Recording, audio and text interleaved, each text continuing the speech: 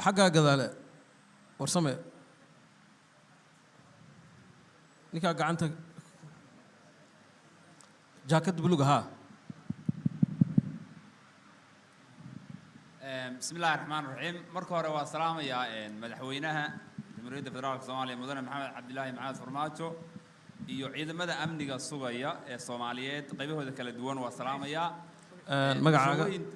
bulshooyinta howlkan ka soo qayb gashay waa salaamaya magacayga waxa la yiraahdaa maxamed cabdi faarax looyaan waxaan ka tirsanahay abwaanada qaranka Soomaaliyeed waxaan weydiinayaa madaxweynaha xaaladdu intay yahay qof iyo cod aniga waxaan ahaa dadkii ka mid ahaa ee taageersanaa waayo dhalinyaro aan ahay bahashii haddii loo weeciyey doorasho dadban dad badan oo aniga aan ka mid ahay oo ka mid ah bahda fanka ama wariyayaasha Soomaaliyeed oo aan isku bahanahay sanadka dadka ku tala jira doorashadu in qof iyo cod noqoto sanadkana ay ka qayb galaan qolyaha sharaxaya ayaan ku tala jirnay waayo bulshadu wayna taqaanaa abwaaniinta Soomaaliyeedna inta badan waxay ka shaqeeyaan wadaniyada iyo horumarka iyo dawladnimada maadaama aanu arinta ku fakaraynay bahasha haday noqotay doorasho dadban mudane madaxweyne maxaa kaaga qorshaysan bahda fanka anagu waxaan codsanaynaa haddaan bahda fanka nahay sida haweenka Soomaaliyeed ay qoondada loogu qoondeeyay in bahda fankana ay qoonda helaan waayo door bay leeyihiin marka intaas su'aashaas ayaan weydiin lahaa madaxweynaha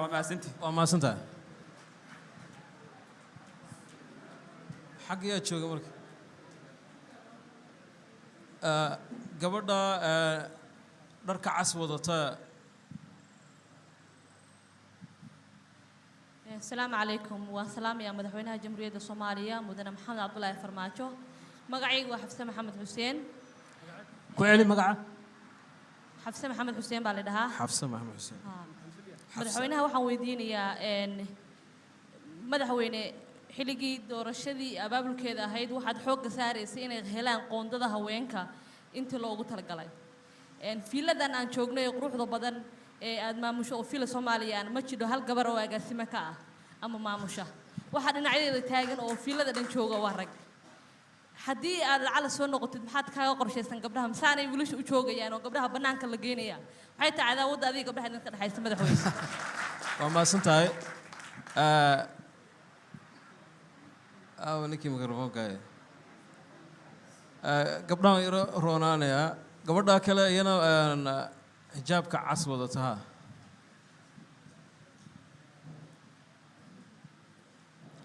بسم الله الرحمن الرحيم مقعي وسهرة محمد فريد مدن مدحوينه وحن كويدين إياه قبل كسول يسناجي عين وحي كتير سنين ودن كصوماليا international community وحي كقرن يهين إن يهين disputed area أو إسكو هايستان لبا قبل أنا ما قرأنا يا دولة دنا ما وحي آمن سنتين إنه disputed هديهين وملا يسكو هايستان لبا الدولة دود وحي يسكو هايستان ولا بق قبل أو ودن كيئة مركز سيلوجو أقون سنها إنه يهين disputed area سؤال شمشة كتير أو دتكاس دور الشذودي system كأي هوشود وقيب سنتي وسيستم أن لا يعبنا هاي سي حقوق دودي وحل الرعية سومالي لاند هادنا doorashadoodii siyaasiintoodii waxaa la raaciyay Puntland marka say isu qaban kartaa maxay u noqon waayeen sida dadka Somaliland halkan loogu dooranay ama meel kale ama maadaama ay Puntland leedahay laba magaalo ay leedahay way ay u yeelan waayeen reer Sool iyo Sanaag ay meel iyaga lagu soo doorto assalaamu alaykum safkan hore ninka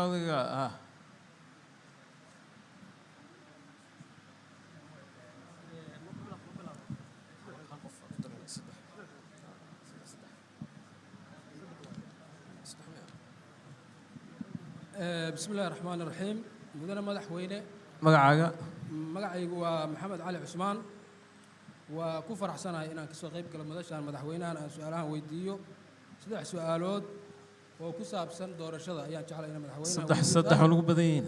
waa soo koobay ayuu su'aasha koobaad golaha shacabku wuxuu ansixiyay 13 kursi oo aqalka sare ka mid noqonaysa madaxweyne adiga ayaana ka codsaday dabcan waa dastuurkana waxaa ku qoran 54 inuu ka kooban yahay aqalka sare waa maxay mowqifkaaga ku aadan arrintaa iyada ah su-aasha labaad faragal ku celiyaa su-aasha ku celi ma fahmin golaha shacabku wuxuu ansixiyey 13 kursi in gobolka banaadir in loogu daro 13 kursi aqalka sare dastuurkuna wuxuu qabaa aqalka sare xubnihiisu inay ka kooban yihiin 54 waa maxay mowqifka madaxweynaha ee arrintaa ku aadan su-aasha kale waxay tahay faragelin shisheeye ayaa madaxweynuhu hadda ka hadlay khudbadiisii horena way ku jirtay dowladda Kenya oo ciidamadeedu ay waddanka ku jiraan oo maanta aan xataa ay banaanbaxyo ka jireen gobolka Gedo dowladda Soomaaliya iyo dowladda Kenyana aysan xiriirkoodu hadda wanaagsanayn sida dabcan aniga aan u arko saamaynta ay doorashada soo socota ku yeelan karaysaa siday noqonaysaa su-aasha ugu dambaysa adoo raalliga socoto madaxweyne qof iyo cod inay waddanka ka dhacdo ayaad u soo ololeysay way dhici weyday qof iyo doorasho dadban ayaa lagu noqday doorashada soo socota anigoo dabcan guul kuu rajaynaya haddii aad lumiso marka la gaaro 2024 ama 25 haddii ay qof iyo cod noqoto doorashadu ma u soo tartamaysaa adoo mahadsan waayahay saddexdaasaan ka jawaabayna insha allah madaxweynahan sinaya محمد عبد فارح بسم الله الرحمن الرحيم محمد عبد فارح wuxuu yiri dhalinyaraan ahay marka haduu dhalinyar yahay maxamed عبد فارحna dhalinyaraan ahay bahda fanka qaybta ama doorka ku leeyihiin doorashada ma aha kaliya cod waxa weeye dadka inay maxaan ku yiraahdaa wacyi geliyaan oo suugaan wadaniyad badan ay ku jirto iyo dal jaceyl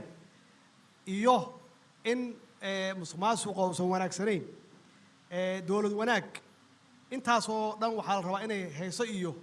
geeraaro iyo gabayo ka tiriyaan marka doorkiina waa kaas horta xafza qoondada haweenka gabdhaha villa Soomaaliya waa su'aal wanaagsan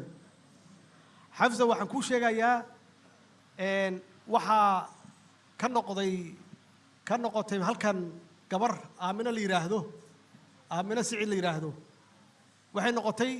agaasimihii guud ee madaxtooyada ee ugu horeeyay ee gabar ah marka taas waxay ku sheegaysaa inaan gabdhaha jecelahay ogow su'aasha rooda ee ka hadashay Sooliya Sanaag iyo electionkeeda roodo su'aashaada waa adagtahay kama jawaabi kar raaligow maxamed cusmaan gobolka banaadir iyo qoondada aqalka 13ka aqalka sare ah arrintan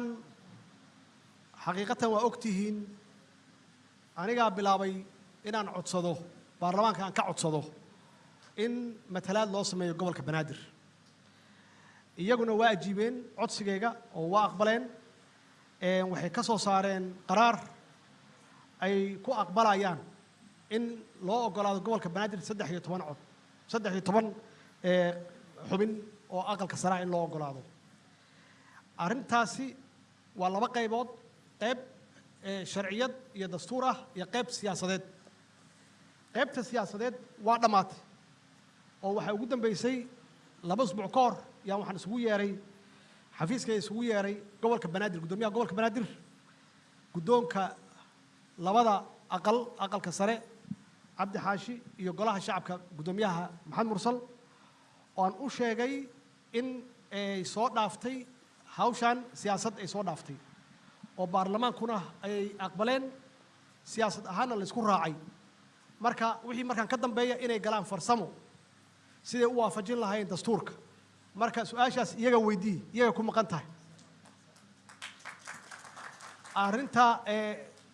dawladda Kenya doorashadan ma ku yeelan doontaa saameyn waa su'aal da'weyn waqtigeeda sugeynaa insha Allah waa mahadsantihiin aad u mahadsan yahay madaxweyne maxamed cabdulaahi markaan waxaan isku dayay inaan su-aalaha dadka naga maqan ee bannaanka jooga ee daawanaya inaan mid ka mida soo qaado oon madaxweynaha weydiiyo waxaa aan soo qaadayaa doctoresa caaliya mursal oo joogta dalka jarmalka waxay leedahay madaxweynaha khudbadihiisii hore waxaa ku jiray erayo ay ka mid ahaayeen waxaan doonayaa inaan isku hayo dalka muxuu la jeedaa ma inta doorashada ka dhiman baa ma kadib baa inaad dalka isku hayso muxuu la jeedaa bay leedahay jarmalkii joogtaa su-aashaasaan jeclaan usoo dhex dara insha allah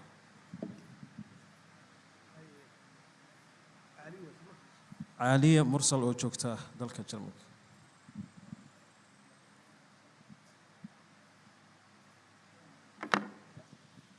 waa su-aal wanaagsan caaliya madaxweynuhu shaqadiisa loo dhaariyey hawsha iyo shaqada loo dhaariyey madaxweynuhu waxaa ugu horeysa inuu ilaaliyo midnimada soomaaliya iyo qaarnimada soomaaliya inuu ilaaliyo ama ha ahaato xilli doorasho ama iyaysan ahaanin bacdamaa hadda inaga soo gashay xilli doorasho oo ah xilli aad iyo aad u adag kumaba sii jirtaba waa ka adag tahayba inaan dalka isku sii hayno marka waxaan kuu sheegayaa dastuuriyan madaxweynuhu shaqadiisu waxa weeye dalka iyo dadka soomaaliyeed midnimadooda iyo wadajirkooda inuu adkeeyo waa mahadsantahay oo usoo laabanaynaa arrimaha bulshada waxaan jeclaa inaan markaa safkan baa aad iyo aad dhowr jeeran ka boodbooday marka wiilashaan siinaya insha allah ninkaa geeska xiga ha raalliho wuu kuu soo laabanaya insha allah waan kugu xijinaya insha allah waan kugu soo xijinaya ninkaas siin insha allah بسم الله الرحمن الرحيم مقعي ورسمي محمد علي ورسمي محمد علي والسلام يا مدحوينها جمهورية فدرالك الصومالية يو دمان مرتي الشرفك مدن مدحوينه وحنجعلها هنا وحكاوي ديو قوانتنا الكوري هوين كرالي هذا قبلها ان أنا waxaan ka mid ahay dadka aad ugu hanweynaa doorasho qof iyo cod ah laakiin ma aysan dhicin adiga waxaa tiri waan tanaasulay laakiin xoogaa in laga adkaadaan aragnaa waxaan jecleen doorasho qof iyo cod ah in waddankan ay ka dhacdo waa laga soo gudbay dadka laga yaabo inuu hanka ku jiro ama u hanqaltaagaya siyaasadda inay ka mid noqdaan haddana waxaa la aaday doorasho dadban oo runtii danaheena aanan ka turjumaynin beelaha qaar haddii aan bahasha si qabiil u hadlo kuraastooda hadda dumaraa ku fadhiya baarlamaanka ayaan dhaweyd waxay dhaheen qoondada dumarka sidooday ahaanaysaa taasoo annaga aan u aragno cadaalad darro gabdhaha waxay mudan yihiin boqolkiiba 50 iyo ka badan maxaa diidaya inay gabdhaha si xor ah u tartamaan ay ragga ula tartamaan boqolkiiba 70 xataa mudan yihiin mudan madaxweyne muxuu yahay mowqifkaaga ku aadan qoondada haweenka iyo kuraasta hadda dumarka ay ku fadhiyaan waa maasanta ninka odayga ha isaga udhib waa maasanta بسم الله الرحمن الرحيم السلام عليكم ورحمة الله وبركاته مقعي ومحمد عثمان شرع مدحوينه وحويدين يا سؤال كوبان مدن مدحوينه محمد عثمان شرع dalka soo hogaaminaysay anaguna taageerayaashaadoo ahayn welina waana si ahaan doonaa inta kadib anagu madaxweyne waxaan dhalay waqti qaran Soomaaliyeed jiro dalkeenu maanta wuxuu maraya marxalad xasaasiya dalkeenu waxa waaye maanta waxaad moodaa inay jiraan awooda isdhinac isu dheelatiran annaguna waxaan awlaadeena macruurtana ugu sheekayna dalkeena in hal meel laga hago aniguna waxaan ay dadka jecel mar walba in dalka hal meel laga hago goormuu dalku noqon doonaa in hal meel laga hago oo maaragtay awoodaha isdheelitiran qaab kaleeto oo county ah ama awoodo yaryar oo dalka hal meel laga xukumo goormuu maaragtay maxaa kaaga qorshaysan sidaasaan su-aashaasaan ku weydiinaya ku celi weli hal mar ku celi su-aasha waxa waaye dalku wuxuu maraya marxalad xasaasiya awoodo isdhinac maaragtay isu dheelitiran baa waddanka ka jira adiguna aad ugu sarreyso aad tahay maaragtay maynka ugu sarreeyey marka su-aashu dulucdeeda waxa weeye maxaa kaaga qorshaysan dalka in hal meel laga wada xukumo oo mustaqbalka soo socda adigu maaragtay maxaa kaaga qorshaysan koobanta su-aasha waaya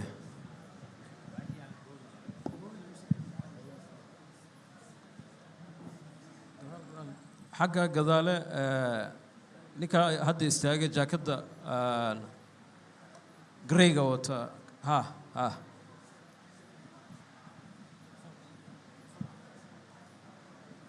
أديك وكو بالله مقعاga السلام عليكم ورحمة الله وبركاته. codkaaga uu yar yahay microphone kor u qaad. السلام عليكم ورحمة الله وبركاته. مقعاي waxa weey دكتور عبد الجبار دكتور عبد الجبار. waxaan ahay wiil reer Soomaaliland gaar ahaan ka yimid magaalada Boorama. madaxweyne waxaan jecelahay inaan ku weydiiyo heshiiska aad gaadheen adiga iyo maamul goboleedyadu deegaamadan ka soo jeednay Soomaaliland ma laga tala geliyay su'aasha labaad ee rabay inaan ku weydiiyo madaxweyne waxa weeye Soomaaliland xaalkeega waad ogtahay bari ka maalin haddii Soomaaliland ayba soo laaban lahaydba yacni dadka maanta kuraasta ku fadhiya ee adigu ugu horeyso ma tanaasul ma sameynaysaa kuraasta waddanka ugu sarreeya inaad siisaan oo xaal uga dhigtaan waxa weeye ma taqaanaa taa diyaar ma u tihiin mid saddexaad baan jeclaan lahaa haddaad igu darayso mudane madaxweyne doorasho dadban waxa weeye dee waad isku ogtahay carqaladaha ay leedahay annagana waxaan hor joogaa haddaan reer Soomaaliland ahay dad waxa weeye shirkiga embagaati ilaa hadda maanta fadhiya sida u eegtayna waxa weeye rag dee waxa weeye intay kuraasta fadhiyeen xoogaa jeebkana buuxsaday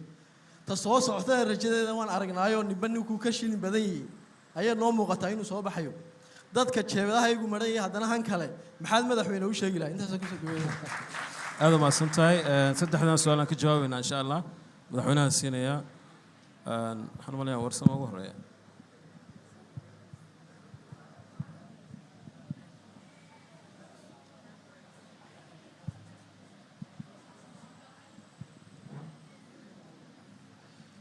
بسم الله الرحمن الرحيم ورسمه وحيري قوندada dumarka hadda jira ha loo badiyo saan u fahmay boqolkiiba 30 weeye wuxuu leeyahay boqolkiiba 50 ha laga dhigo laakiin tartan ha la geliyo boqol iyo 30 ma hadda waa boqolkiiba 24 24 taas kuma imaan baryo waxay ku yimaadeen doorasho ku yimaadeen haddii ilaahay u badiyana insha Allah waxaan rajaynaynaa inay intaas ka bataan hadduu ilaahay yiraahdo laakiin waxa weeye boqolkiiba 30 waa target weeye marka hadda targetkaas ma gaarin laakiin waxaan rajaynaynaa hadduu ilaahay yiraahdo dumarka qoondadooda inay gaarto boqolkiiba 30 iyo in ka badan tartankuna waa furan yahay tartan dumar loo xiray ma jiro tartanku waa furan yahay way fiicnaan lahayd xaqiiqatan in la og yahay xaqiiqatan inta dumar soo noqonaysa way fiicnaan lahayd laakiin haddii la yidhi waa tartan anu kolleyba waa jeclaan lahaa inaan caawiyo gabdhaha hadduu ilaah yidhaahdo maxamed shire wuxuu yidhi dalka mala gaaraya hal meel in laga xukumo dalkan muddo ayuu wuxuu ku jiray runtii xaalado adag aad iyo aad u dhib badan ayuu ku jiray dhibaatooyin badan ayuu ka soo kabanayay dadkii waa kala tageen waa la kala irdhoobay hadda yaa bilaabanaysaa in aan ku heshiinay federalismka marka inaan xoojino federalismka qaababkii la isugu imaan lahaa oo awoodahan loo qaybsan lahaa khayraadkan loo qaybsan lahaa hadduu ilaah yidhaahdo waana qayb ka mid ah dhammaystirka dastuurka hadduu ilaah yidhaahdo waa gaaraynaa waqti isqabqabsi uusan jirin waxaani federalismka waa wax nagu cusub qof walba sidee la tahay yuu u fasirtay iyo maalintaas uu joogo laakiin waxaa la heli doonaa hadduu ilaah yidhaahdo fasiraad wanaagsan oo ka muuqda dastuurka iyo haddii fasiraaddaas ay gasho shaki ay gasho meel ka sarraysa oo la aado oo ah maxkamadda dastuuriga oo kala saarta dadka hadduu ilaah yidhaahdo laakiin meesha aan hadda taagannahay way fiicnaan lahayd inaan kasii fiicannahay oo meel kasii fiican aan joogno haddana naftigeeda dalku waa socdaa horuu socdaa maalin walba meel yaan joognaa meel baan taagannahay waana horena waa u socon doona hadduu ilaah yidhaahdo arrinta cabdi jaabir uu yidhi maxamed shiire waa sheegay cabdijaabir arrinta ah wada hadalka soomaaliya somaliland yuu ku soo celiyey iyo doorkay ku lahaan karto doorashadan su-aashaasi kolleyba dee uma baahna fasiraad uma baahna su-aashaas jawaab uma baahna laakiin waxaan kaaga jawaabayaa tan gaarka ah oo aad tiri wada hadalka iyo wada jirka iyo midnimada soomaaliyeed kursigaaga ma ku bedelan lahayd haa waa ku bedelan lahaa xaqiiqatanna horaan usoo jeediyeyba wax cusub ma aha hore yaan usoo jeediyey haddana diyaar yaan la ah hadduu ilaah yidhaahdo waa mahadsanta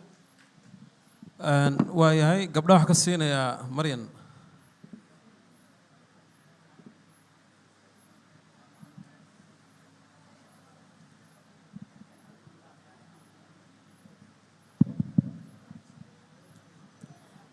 habeen wanaagsan madaxweyne waa ku salaamay magacayga waa maryan axmed geedi maxadka raas waan salaamayaa oo barnaamijkan soo abaabulay madaxweynaha waxaan u wadaa 3 su'aalood oo kala duwan midda koowaad maadaama aad ka shaqaysay xilliga aad xilka haysay musuqmaasuqa aad la dagaashay dowladnimada wax badan aad ka qabatay sida ciidamada xuquuqdooda oo helaan muddada maaragtay 25 bisha midda kale oo aad aan kugu amaanayno waxay ka mid tahay xuquuqda sida kale maaragtay shaqaalaha rayidka dowladda oo isla xuquuqdooda helaan ma laga yaabaa haddii aad xilka banaysid madaxweyne annagoo kuu rajaynayna inaad soo noqotid waddanka muxuu geli doonaa horta taas waa inay ummadda soomaaliya isweydiiso midda ku xigto maadaama waxyaalahaas oo dhan aad ku guulaysatay maxkamadda dastuuriga oo kuu dhiman ma dhammaystiraysaa inta aan doorashada la aadin intaasaa madaxweynaha ayaan dhihi lahaa habeen wanaagsan waa yahay ninka gadaalaha bismillaah magacaygu waa maxamed xasan waa salaamayaa madaxweynaha su-aalahan horta qabay badidoodii waa la soo jeediyey laakiin su-aal aada iigu taagan oo kala jirtay maadaama la isla oggolaaday doorasho dadban dhibaatooyinka ku hareeraysanna aan ognahay inay badan yihiin qorshayaasha doorashada dadbanna ay qayb ka yihiin 101 xubnood iyo odayaashii dhaqanka meeshaan u socdaa waa odayaasha dhaqanka oo aan ognahay doorashadii hore ee dadbanayd inay caqabada kala kulantay al-shabaab markaad doodayseen idinkii maamul goboleedyadu arrintaa meesha ma ku darsateen in doorashadan dadbane la aadayaa ay khatar kale kusii ahaanayso odayaal mise taa laysmaba weydiin intaasaan idin weydiin aada umahadsan tahay safkan ugu horeeya ninka hadda gacanta kor taagan jaakada madow suudka madow wata iyo taayga muraayadaha wata haa waa adiga magacaaga adoo ku bilaabay bismillaah magacayga waa maxamuud axmed yuusuf codkoo yari magacayga waa maxamuud axmed yuusuf madaxweynaha jamhuuriyadda federaalka soomaaliya maxamed cabdulaahi farmaajo waxaan uga mahadcelinaynaa inta uu xilka joogay sida uu dhalinyarada 70% ku dhow inuu masabyo fara badan uu ka siiyay xukuumadda dhalinyaradaas oo ah sida xeeralyaha guud ee gobolka banaadir agaasima ku-xigeenka madaxtooyada marka madaxweyne aad baad u mahadsantahay taas su-aashida haddaa usoo dhaadhaco madaxweyne gobollada aan ka soo jeedno ee waqooyiga soomaaliya doorashadooda waxay ka dhici doontaa gobolka banaadir madaxweyne dhalinyarada 70% ah waxaa hortaagan caqabado badan oo aan la soo koobi karin marka madaxweyne ma noo garanti garayn karaysaa mas-uuliyiinta magacaaban ama kuraasta wasiirnimada ku fadhiya inaanay nagula tartamin hantida ummadda soomaaliyeed iyo masabka ummadda soomaaliyeed aad baan kaaga mahadcelinaa madaxweyne aada mahadsan tahay madaxweynahan siinaya 3 su'aalood inuu ka jawaabo oo soo laaban doona insha allah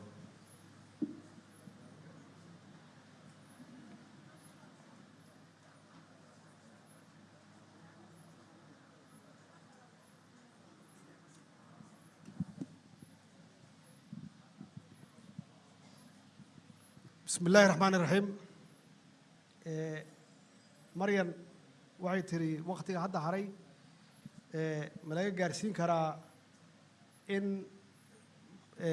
maxkamadda dastuuriga la magacaabo qorshaha waa noogu jirtay waxaa haray hadda waa 3 bilood haddii labada aqal golaha shacabka iyo aqalka sare ay arrintan xoog saaraan waxaan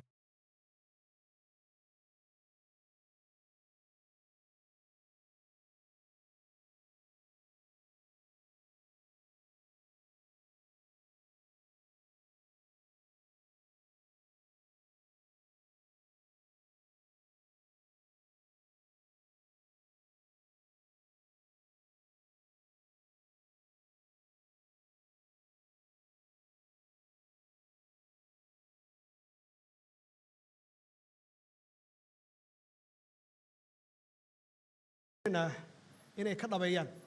laakiin qorshuhu waa ku jira arrinta see loo kala maareynaya doorashada dadban iyo shabaab waa xaqiiqo weeye shabaab dee bulshaday ka tirsan yihiin oo meel walba isaga dhex jiraan sababta aan ugu darnay ururada bulshada yaa qayb ka ah iyada naftigeeda vettingka sameynaya waana ka dadaalaynaa insha allah waana ku dadaalaynaa in dadka ergooyinka ka midka ah ay noqdaan dad bulshadu ay taqaano ayna ku taqaano inay yihiin dad hufan oo soomaalinimadooda ay fiican tahay oo aanan xiriir la lahayn sharwadayaasha maxamuud axmed yuusuf doorashada gobollada waqooyi ee ka dhacaya magaalada muqdisho maxamuud doorashadu waa furan tahay doorashana sideedaba waa nasiib iyo dadaal iyo farsamo marka intaas haddaad la timaaddo waxaa laga yaabaa inaad xildhibaan soo noqoto hadduu ilaah yidhaahdo waa mahadsantahay aad u mahadsan yahay mudane madaxweyne maxamed cabdullaahi markaana waxaan u laabanayaa xagga dadka qad internetka naga daawanaya adduunka nagala socdo su-aalahayna weydiinayaan mid ka mid aan soo qaadi doonaa insha allah su-aasha ugu horeysa waxaan ka soo qaadayaa cabdirasaaq xaashi geedi oo jooga magaalada london waxa uu yidhi madaxweynaha waxaan weydiinayaa odayaasha la yidhi waxay soo xulayaan ergada 101 ka kooban doorashada ma waxay ka imaanayaan 335 oday miyay ka imaanayaan oo hore u jirtay xilligii dowladdii hore mise hab kalaa lagu soo soocaya ayuu leeyahay su-aashaas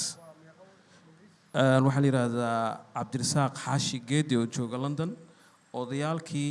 la yidhi waxay soo xulayaan ergada 101 doorashada codbixinta baarlamaanka bixin doona ma waxay ka imaanayaan odayadii hore 135 ahaa mise waa kuwo cusub oo la xuli doona iyaga macnaha ergadana ma la xulayaa odayaalkana ma la xulayaa su-aashan waxaan jeclaa madaxweynaha inuu ka jawaabo dabadeedna waan isin doonaa insha allah jawaabta cabdirasaaq waxa weeye ergada xulitaankeedu sidaan sheegnay heshiiskan ku gaarnay waxaa qayb ka ah odayaasha dhaqanka guud ahaan iyo civil society-ga iyo maxaa la yidhaahdaa dowlad goboleedka oo hadhow diiwaan gelin doona ama qayb ka ah 135taas oday khasbiyan waxaa laga yaabaa qaarkood inay waa hor dhinteen yaa laga yaabaa aysan hadda ku jirin meesha waxaa laga yaabaa inay si kale u xanuunsan yihiin ama aysan joogin yaa laga yaabaa laakiin waxaan sheegi karaa aniga oo keliya in iyaguna ay ku jiraan kuwa kalena lagu dari karo saasaan isleeyahay arrintaasna runtii waa arrin ay dadka dowlad goboleedyada iyo deegaanada ay joogaan ay leeyihiin go-aankeeda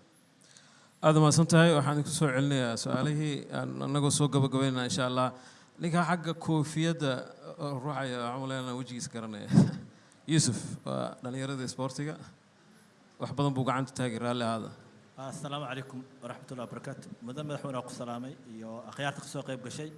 وحكو يدينا يا لبس آلود ومهم ما دام شعب الصوماليات الربين دور شعود يقف إلا قبطو وأدى شيء كو قرب سين وايا إنا برنامج صباحان موجيان شعورته إنا ربان دور شيء عود يقف weli fursadaa jirto dadka wax dooranaya weli waa shacab marka waxaan jeclaan lahaa dadkaas in la dhiirigeliyo oo musuqmaasuqa sidii looga dareeri lahaa ma laga yaabaa inaad samaysid road map oo 2024 dowladda dhalan doonto ee kaga shaqeyso doorasho cod waddanka in la gaarsiiyo oo isbaarada oo maamulgoboleedyada waddanka ku haya loogu gudbo oo isa dhicin madaxweynaha haddaa soo laabta adduunka madaxweyne kale imaado aysan mar labaad u hor istaagin in hadda road map lasoo sameeyo oo guddiga doorashooyinka xalimeera inay sii shaqeeyaan oo 2004 dadka u diyaar garooba in doorasho cod qof la gaaro su-aasha labaad ku weydiinayo waxaa waaye maadaama baarlamaanka Soomaaliya la rabo inay sharciga iyo dastuurka ilaaliyaan haddana inay xukuumadda marka la galaan dowladdii hore wasaare qaare kulligood badanaa waxay ahaayeen xildhibaano ma laga yaabaa dowladda cusub in dadka shacabka fursad la siiyo oo dad aan xildhibaano ahayn laga dhigo golaha wasiirada waa maadsantahay safkan baan usoo waacayaa ninka odayga ha بسم الله dhalinyaro laakiin mahad celinayaa madaxweynaha jamhuuriyadda mudane maxamed cabdullaahi farmaajo sidoo kale waxaan jeclahay inaan mahad celiyo macadka raas oo runtii isaguna suu howlay inuu munaasabadan noo maaragtay suuro geliyo magacaaga magacayga waxaa la yidhahdaa cabdiweli maxamed axmed bulshada rayidkaan ka socdaa mawduucan waxaan is leeyahay waa mawduuc runtii mudan kuna soo aaday waqti muhiim ah mudane madaxweyne waxaan dhagaysanay hordhici aad samaysay annagoon siyaasadda runtii la soconay annaga laftarkeeno marxaladii ay soo martay bulshada maadaama aan ka tirsannahay runtii waxaan rabaa inaan horta waa kugu ammaanayaa inaad tahay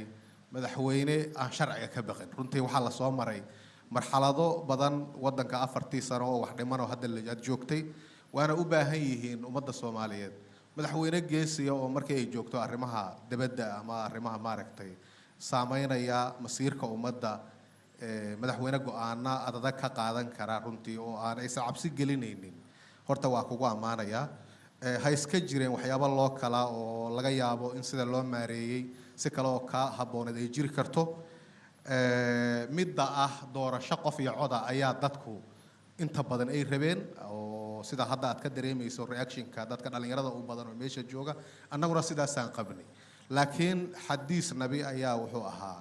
yacni laba dhibaato midii roon ayaa la qaataa si aan fasaad kale oo aan ugu dhicin runtii ayaduna waa nooc kale oo geesinimada ka mid ah hadday kuu muuqatay dalku inuu kala tegayo ama political anarka cusub uu gelayo runtii ayaduna waa ku ammaanan tahay midda dhalinyarada runtii waa la qabaa dowladda dhalinyarada inay tahay waan jeclaan lahaa rag badan oo hadda meesha jooga hadday ka maqnaan lahaayeen waa ammaani lahay oo hadda cabdinuur iyo uu ka mid yahay oo agaasinka madaxtooyada iyo cabdirashiid iyo tiim badan mudane madaxweyne waxaan jeclaan lahaa laba su-aalood oo midna kaftan ay tahay midna ay tahay su-aal doorashada ku saabsan midda koowaad oo kaftanka aan soo horumarsadee mudane madaxweyne dhuusamareeb 2 iyo 3 ilaa midii xamar hadda u dambeysay iyo ka horba doorasho qof iyo cod ahaad ku dheganayd laakiin aakhirkii u dambeysay xoogaa waxaad u baqday in sida aad xafladii sagootinta madaxweynayaasha dowlad goboleedka habeenkii dhoweedba aad u samaysay inaad istiri war hadday nimankii isla safteen odaynimaa lagaaga baahan yahay maaragtay ma laga yaaba mudane madaxweyne in habeenkaas saxiixaas markaad qaadanaysay aad u arkaysay oo aad baqdo islahayd war armayba dadka dhameba taageersan yihiin doorasho dadbanoo nimankaani muxuu ahaa aanay dadku kugu aragti yahayn oo haddaad munaasabadan maanta aad hadda caawa ka qaybgelayso aad ka qaybgeli lahayd ka hor arrintaas ay kuu muuqa lahayd inaad geesinimo ka qaadi lahayd oo aad u difaaci lahayd horta su-aashaas waa su-aal kaftara midda labaad waxa waaye ummadda Soomaaliyeed waxay waaye arag mudane madaxweyne ku tahay 2016 wixii waddanka ka dhacay ceebtii doorashooyinka dadban ka dhacay ayaa ummadda waaye arag ku tahay haddeerna waxaad moodaa inay wax badan wadaagaan qodobada la soo saaray marka mudane madaxweyne runtii adigoo aad ugu ammaanan isku dayga aad isku dayday in doorasho hagaagsan oo hufan oo shacbiga u dhow inay ka dhacdo dalka adigoo aad ugu ammaanan haddana qafafa darareynkii haddaad qaadatay waa ku ammaanan tahay laakiin waxaan rabaa inaan mudane madaxweyne ku weydiiyo sidee dowladdu u damaanad qaadaysaa waa ku dheeraad walaal mudane madaxweyne sidee dowladdu u damaanad qaadaysaa in ceebtii musuq maasuqii iyo waxyaabay waddanka ka dhacay inaanay sidii iyo si la mid ah aanay u dhicin sidee u dhammaan qaadaysa aad umahadsan tahay hal gabar baan ku darayaa gabdhaha ka mid a gabadha geeska xigta labadiina waa idin kala dooranaya middaa dhinaca xigta ha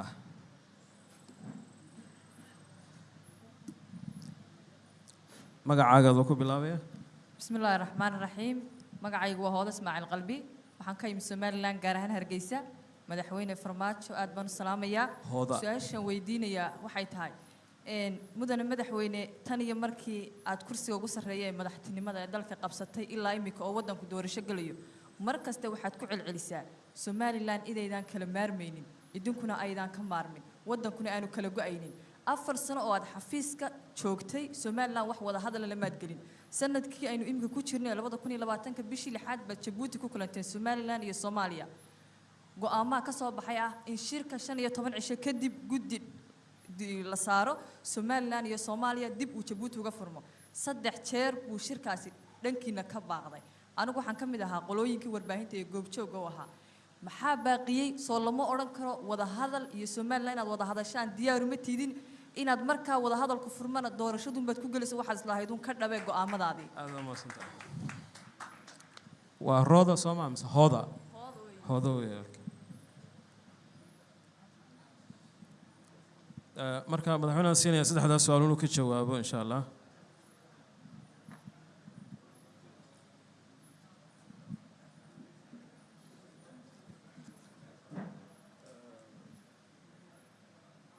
يوسف بقول مرنا يوسف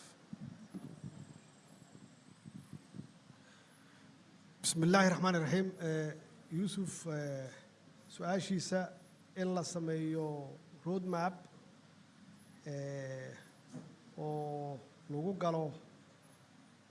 loo diyaariyo 2024 iyo 25 2025 waa lagu ballamay in doorashadu markay dhammaato in la qoro oo la bilaabo weliba anigu waxaan soo jeediyey in hadda la sii bilaabo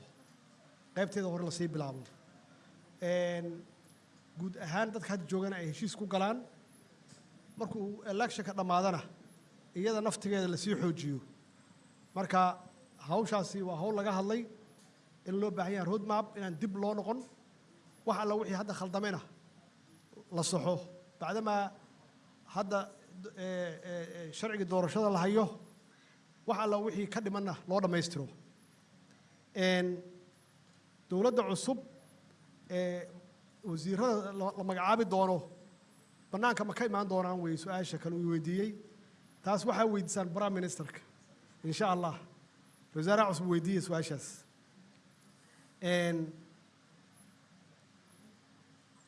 cabdirasaaq cabdiweli bulshada rayidka ka socda ma la damaanad qaadi karaa in musuq maasuq laga fogeeyo electionkan horaa loo yidhi soomaali musuq maasuq waa meheraddeeda marka waxaa laga rabaa abwaanada iyo dadka culummadu inay dadka ka wacyigeliyaan in musuq maasuq uu xun yahay laaluushka uu xun yahay si looga fogaado laakiin waa inaan helno mekanism walba oo lagu yareyn karo ama lagu tirtiri karo musuq maasuqa hadduu ilaah yidhaahdo hooda horta aadaan ugu faraxsanahay caawa reer somaliland inay meeshan ku badan yihiin waxay ila tahay dadkii waa isdhex galay marka hadda kuwo badan waa sugaynaa inay yimaadaan insha allah waa mahadsan tahay hooda su-aasha ay weydiisay waa su-aal wanaagsan annaga miyaa ka mas-uulah in la baajiyo kulamadii aan u ballannay waxaan odhan karaa labada dhinacba annaga qaybteenna waa qirayaa waa ka gaabinay sababtaan uga gaabinnana waxaan galnay election iyo buuq kalaan galnay siyaasadeed marka taasaa qayb ka ah inaan ka gaabinno laakiin mid ogaada hawshaan hadda ma bilaaban waxay bilaabatay 2 sano iyo bar ka hor iyay bilaabatay hawshaan laakiin waxay ahayd wax soo socday oo marna runtii la wada hadlaayey marna wada hadalka uu joogsanayey anigu waa iga go'anta runtii waa iga go'an tahay ma aha wax siyaasad iyo election lagu galo waa ka weyn tahay waa masiir Soomaali weeye waa mustaqbal Soomaali weeye waa caruurteena mustaqbalkooda wax siyaasad iyo wax election wax ka weyn weeye marka waa wax taagan qof alla qofkii mas'uul ah oo damiir Soomaali leh waxa weeye inuu u istaago wadajirka iyo midnimada Soomaaliyeed waa mahadsantihiin safkan ka maqnaa muddo Shucayb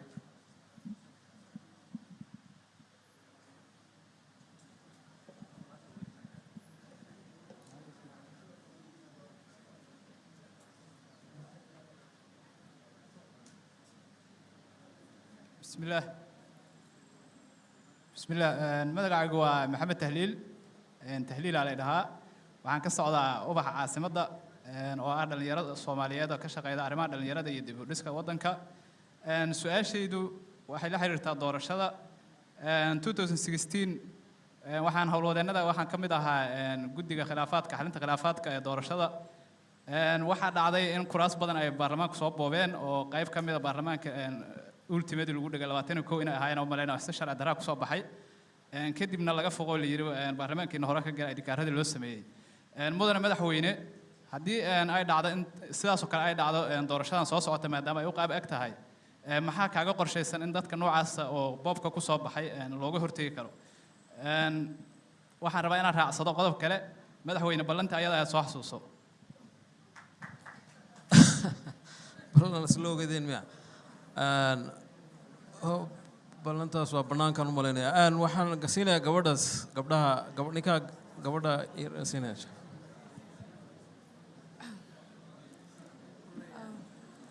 magacaygu waa Safa Maxamed waxaan ka mid ahay ardayda jaamacadda ummadda ka dhigata saxaafadda madaxweynaha waxaan weydiin lahaa dowladdaadu way ku adag tahay la dhaqanka raalaho magaca ku celi magacaygu waa Safa Maxamed Safa Maxamed yes Safa Maxamed Safa miya yes okay magacaygu waa Safa Maxamed waxaan ka mid ahay ardayda jaamacadda ummadda ka barata kulliyadda saxaafadda madaxweynaha waxaa weydiin lahaa dowladdaadu waxay ku adag tahay la dhaqanka saxaafadda waxaana soo dhow doorashadii oo fooda nagu soo haysa maxay tahay qorshaha u degsan ee lagala dhaqmi rabo saxafiyiinta waa mahadsan tahay halka oday muraayadaha wata aad buu maaragtay dhaarna way ku jirtaa malaynaya inaan siiyo ku qasbanahay waa kaftumaya بسم الله بسم الله marka koowaad waxaan salaamayaa madaxweynaha jamhuuriyadda mudane maxamed cabdullaahi farmaajo sida tanaasulka leh iyo maslaxadda Soomaaliyeed oo isku haayo waxaan rabaa su'aasheeda inaan weydiiyo saddexda sano iyo barkaad la soo dhaafay xukuumadda wax shaqaale ah oo cusub lama qoran barnaamijka sanad walbana Soomaaliya iyo guud ahaan dhalinyaro badan ka soo baxa oo jaamacadaha ay soo saaraan marka maxay tahay qorshaha xukuumadda dhowrka bil harsan shaqa abuurka dhalinyarada oo ah in beerolka dawladda ay galaan dawladda qorsheed u yahay su'aasha labaad aan xijinayo waxay tahay madaxweynaha hadda laga maqlay horta saakay baarlamaanka ayaa ansixiyay doorashadii qofka ugu horreeyay inaan naqdaan rabaa weydiyo ah madaxweyne horta musharax ma tahay kow maadaama dalka doorasho uu galay oo doorasho uu aaday mar la ansixiyay magaceyguna waxa waa Fahad Ali Xasan Fahad miya Fahad Ali Xasan Fahad waa ma santahay madaxweynaha siinaya su'aalaha uu ka jawaab barnaamijka soo gabagabeynaa insha Allah waqtiga nagu dheeraada awgeed raali ka ahaada marka labada su'aalood insha Allah waa saddex tahliil ubaxa caasimadda ayaa ugu horeeya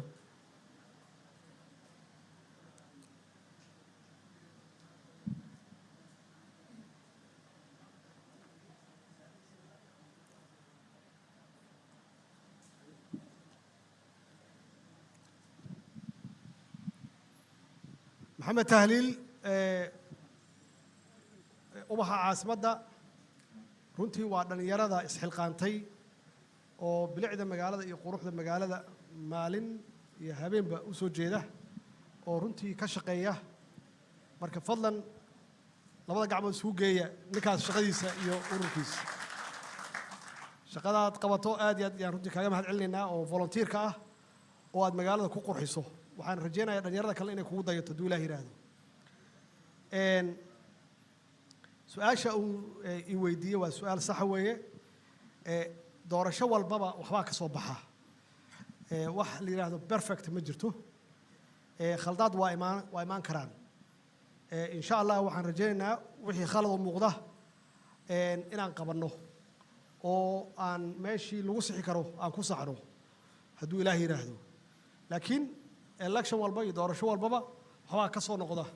waa wax iska normal ah ama ha ahaato africa ama waddamada hore u maray ha ahaadaan safa waxay tidhi annagu inaan u darannahay saxaafadda arrintaas waa dacaydna laga faafiyey adeer marka xaqiiq saxa ma aha waxaan aaminsanahay dowladdan inay aad uga shaqaysay wada shaqaynta tooska ah iyo maxaan ku raahdaa wada shaqaynta suxufiyiinta waa dhab weeye dee dad waxaa jira suxufiyiin u eg laakiin aanan ahayn suxufi waxaa laga yaabaa inaysan aqoonteeda lahayn iyo khibraddeedii khaldaad badan oo aanan caadi ahayn ay iska galayaan ama waxaa laga yaabaa qaarba inay meelo kale ku xiran yihiin ay shabaab ka mid tahay oo ay shaqo ku jiraan oo ay ka shaqaynayaan sidii ay dhibaato iyo khalkhal u abuuri lahaayeen laakiin waxaan kuu sheegayaa inaan ku dadaalno wax walba oo awooddeenna ah soo dhawayntooda iyo wada shaqayntooda bahda saxaafadda taas daliil waxa u ah inaan saxiixay baarlamaankuna uu ansixiyey sharciga ugu horreeyey oo saxaafadda oo siinaya xuquuq la taaban karo suxufiyiinta iyo idaacadaha guud ahaan arrinta uu fahad weydiiyey arrinta shaqaalaha waxay ku xiran tahay dakhliga dowladda soo gala iyo miisaaniyaddeeda ku xiranta haddii miisaaniyadda dowladdu ay kor u kacdo khasbiyan waa inaan kordhino shaqaalaha dowladda u shaqeeya annagoo fiirinayna khibradahooda iyo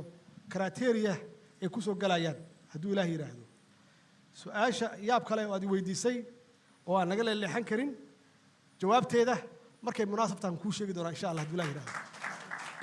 aad waa mahadsantihiin annagoo gabagabadii joogna oo wakhtigii uu naga dhammaaday waxaan ka cudur daaranaynaa inaan su-aalaha intaa ku ekeenin idinkoo raalli ah wakhtiga aad iyo aad u dheeraaday insha allah madaxweynaha ayaan ku celin doonaa barnaamijkan waxaa idiin soo diyaariyey hay-adda raas ee cilmi baarista ah oo hay-ad soomaaliya oo ka dhisan waddanka gudihiisa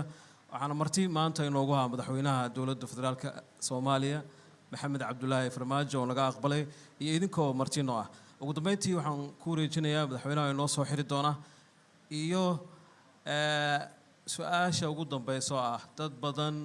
waxa ay aaminsan yihiin intii uu xilka qabtay inaanan soo fadhiisan meel fagaaro oo nuucyadan oo kaleeto aan aada u badnayn ma laga yaabo inuu sii kordhiyo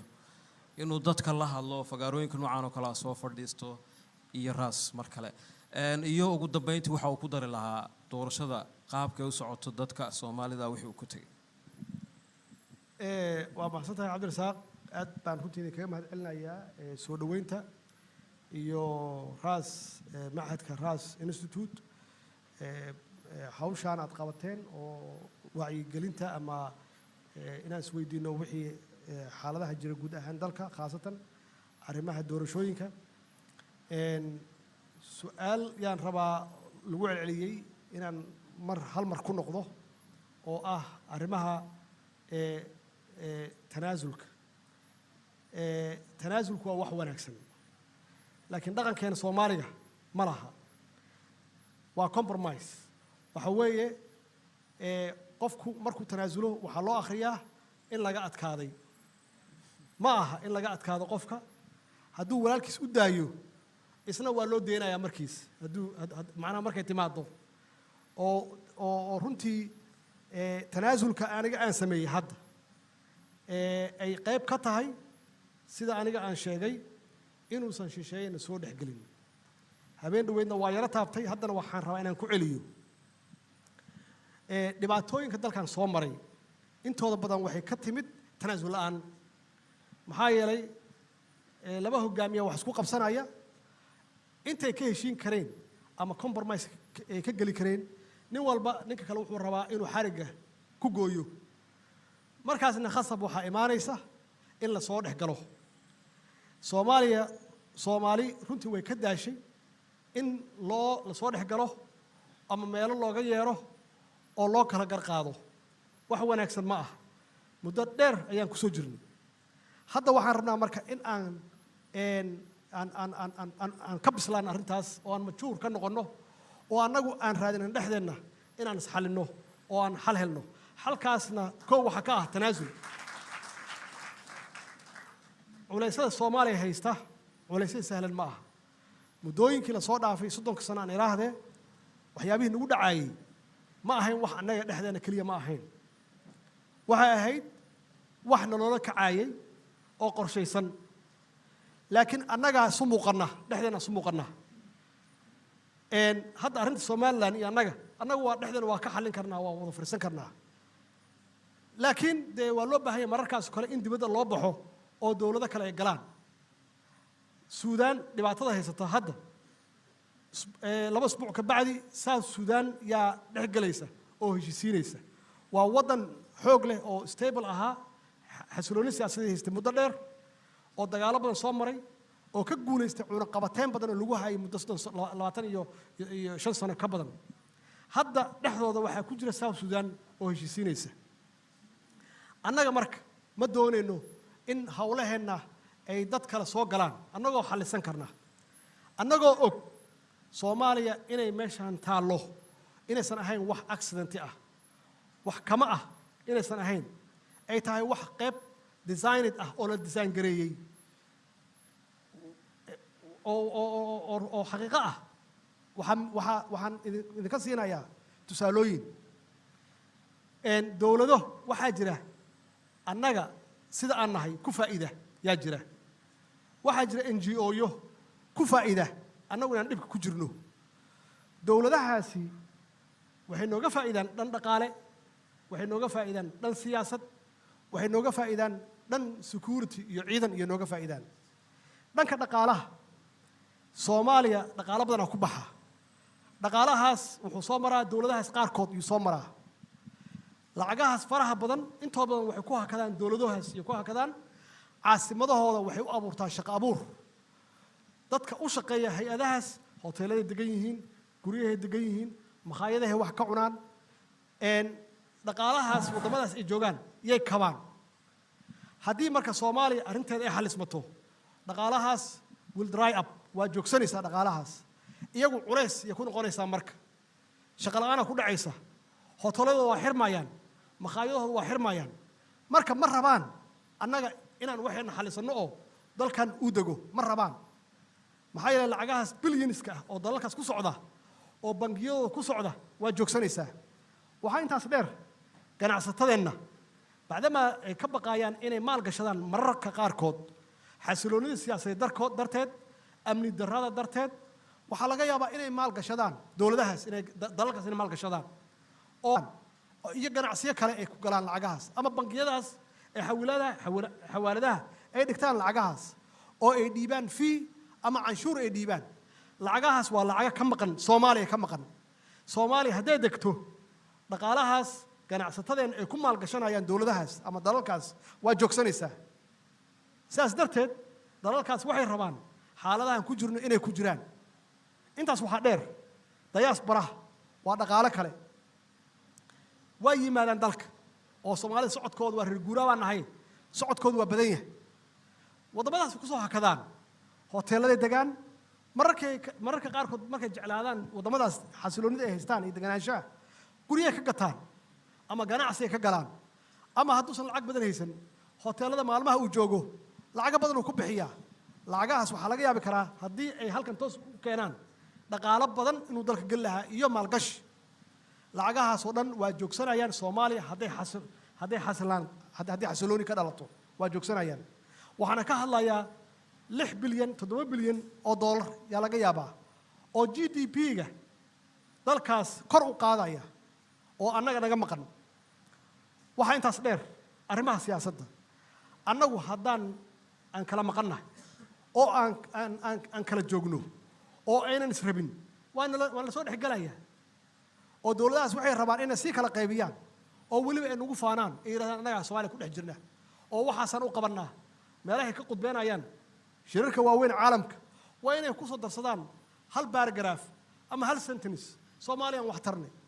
oo shirarkoodan casunnay ama waxbaan u qabannay marka dam waxay ugu jirtaa inaan kala qaybsannahay inaan xasiloon la'aan ay jirto inayna kala qaarkeen ay la hadlayaan oo inayna kala qaybinayaan amnigu waa sidaasoo kale wey iyo security-ga way rabaan inaan tabar darannahay oo aan liidanno waa tabar darnaanaysaa ciidan ma haysanaysid dalka difaaca inta dalku uusan xasiloonin la'aan jirto inta dhaqaalahaas kaa maqan yihiin waa canshuur kaa maqan ciidan ma dhisan kartid dalkaaga ma difaacan kartid marka sidaas darteed waa inaan tanaasulno waa inaan isu tanaasulno si dalkeenna xasiloonidii u soo noqoto si dhaqaalaheenna u kobco si siyaasaddeena u deganaato si ciidan aan u helno xuduudihiisa difaaca cir iyo dhul iyo meel walbaba difaaca sidaas darteed ogaada tanaasulku mar walba waa fiican yahay waa inaan isu tanaasulno waa inaan baranno inaan isu tanaasulno ogaada waxaan bilaabayna ma aha anigu waxay iga bilaabtay Kampala Accord waa mahadsantihiin wasalaamu calaykum waraxmatullaahi wabarakaatu aad u mahadsanyahay madaxweynaha waan fasaxaynaa insha allah waxaan ka cudur daaranaynaa inaan su'aalaha dadkoo dhan wada gaari karin waqtigoo naga dhamaada awgeed barnaamijka intaasuu nagu xiran yahay aad u mahadsan